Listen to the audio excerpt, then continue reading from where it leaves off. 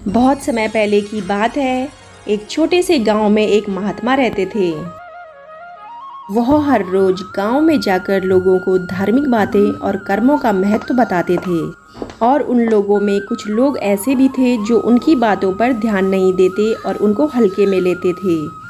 एक दिन एक धनी किसान जिसका नाम अरुण था, वह अपनी धन संपत्ति के कारण घमंडी हो चुका था और वह कभी भी दूसरों की मदद भी नहीं करता था।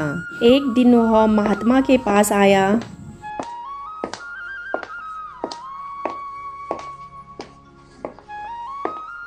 और उसने महात्मा से पूछा, महाराज, आप हमेशा कर्म और उसके फल की बातें करते हैं, लेकिन मैंने आज तक किसी की भी मदद नहीं की है और ना ही कभी अच्छे कर्म किए। फिर भी मेरे पास बहुत सारा धन और संपत्ति है। मुझे तो लगता है ये कर्म फल की बातें लोगों को बेवकूफ बनाने के लिए हैं। महात्मा मुस्कुराए और बोले, बेटा, समय आने पर हर इंसान को अपने कर्मों का फल अवश्य ही मिलता है, लेकिन कर्म का फल तुरंत नहीं मिलता। समय आने पर इसका परिणाम सामने आता है।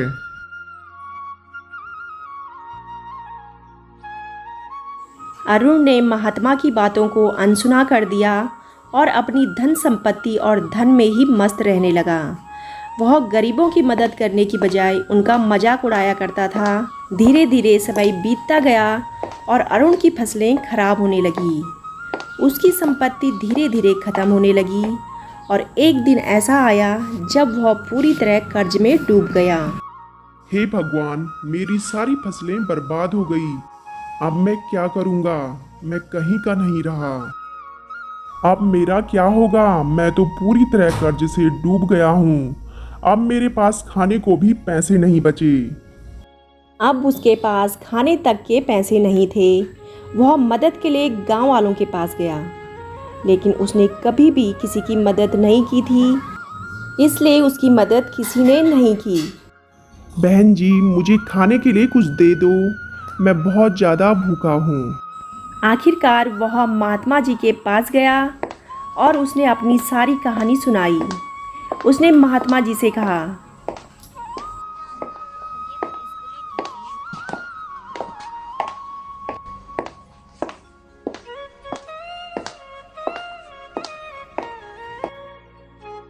महाराज, मुझे अब आपकी बातें समझ आ रही हैं।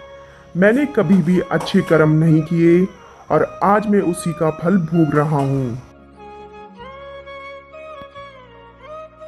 महात्मा ने अरुण को समझाया, तुम्हें अपने बुरे कर्मों का फल मिला है।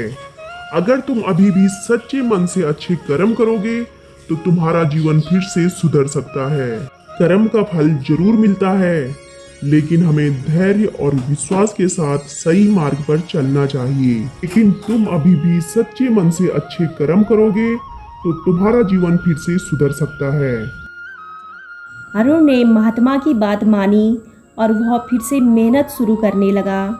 इस बार उसने गांव के गरीब लोगों की मदद की और धीरे धीरे उसकी हालत फिर से सुधरने लगी। उसने समझ लिया था कि अच्छे कर्मों का फल हमेशा अवश्य मिलता है, चाहे उसमें कितना ही समय क्यों ना लगे। इसलिए हमेशा अच्छे कर्म करते रहो।